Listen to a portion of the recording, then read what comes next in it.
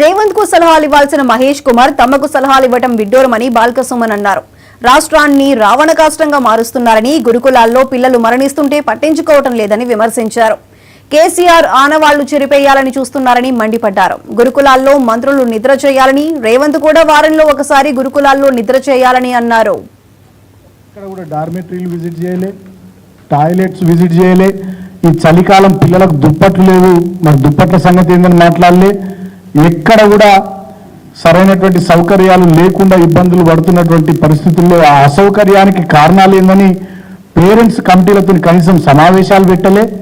ఏదో మొక్కుబడిగా తూతు మంత్రంగా అసెంబ్లీలో బీఆర్ఎస్ పార్టీ నిలదీస్తుంది, గల్లా బట్టి ఈ ప్రభుత్వాన్ని అడుగుతామనేటటువంటి భయంతో నిన్న దాన్ని ప్రియంట్ చేయడానికి పెట్టుకున్నటువంటి ఒక పిక్నిక్ లాంటి కార్యక్రమమే రేవంత్ రెడ్డి ప్రభుత్వం నిన్న తీసుకున్నటువంటి కార్యక్రమం. దాంట్లో మనం చూస్తున్నాం, వీడియోలు వచ్చినాయి, ఫోటోలు వచ్చినాయి. చాలా చోట్ల పేరెంట్స్ నిలదీస్తున్నా పక్కకు జరుపుతున్నారు, మాట్లాడుతున్నారు మంత్రులు. కొన్ని చోట్ల విద్యార్థులు వాళ్ళ సమస్యలు చెప్పబోతుంటే ముందు భోజనం చేయరు, ముందు వినుర్రి అని చెప్పి విద్యార్థులు నోరు మోపించారు.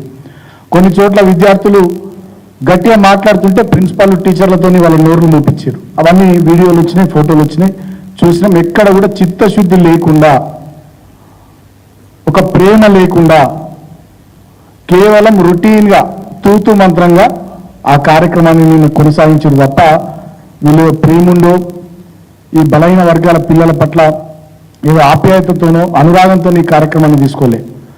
ఒక నయా దేశ్ముఖ్ లాగా రేవంత్ రెడ్డి అనేటటువంటి వ్యక్తి ముఖ్యమంత్రి అయిన తర్వాత ఉద్దేశపూర్వకంగా కేసీఆర్ గారి ఆనవాళ్లను చెరిపేయాలనేటటువంటి ఆలోచనతో బడుగు బలహీన దళిత గిరిజన మైనారిటీ వర్గాలకు 1000కి పైగా గురుకులాలు పెట్టి లక్షలాది మంది పిల్లల్ని ప్రయోజకులను చేసి లక్షలాది కుటుంబాల జీవితాల్లో కేసీఆర్ గారి ప్రభుత్వం వెలుగులు నింపితే నయా దేశ్ముఖ్ అయినటువంటి రేవంత్ రెడ్డి ఆధిపత్య పెత్తందారి భావజాలంతో ఈ ఎస్సీ పిల్లలు చదువుకోవడం ఏంది, ఈ ఎస్సీ పిల్లలు పైలట్లు కావడం ఏంది, ఈ బీసీ పిల్లలు చదువుకోవడం ఏంది, ఈ బీసీ పిల్లలు ఎన్ఐటీలు ఐఐటీలు వీళ్ళకి సీట్లు రావడం ఏంది, ఈ ఎస్టీ పిల్లలు చదువుకోవడం ఏంది, వీళ్ళు ఎవరెస్ట్ శిఖరం ఎక్కడం ఏంది అనేటటువంటి ఒక ఫ్యూడలిస్టిక్ అప్రోచ్తో పెత్తందారి ఆధిపత్య భావజాలంతో రేవంత్ రెడ్డి అనేటటువంటి నయా దేశ్ముఖ్ మొత్తం ఈ వ్యవస్థను విధ్వంసం చేయాలని కంకణం కట్టుకున్నాడు. దాంట్లో భాగంగా సంవత్సర కాలం పాటు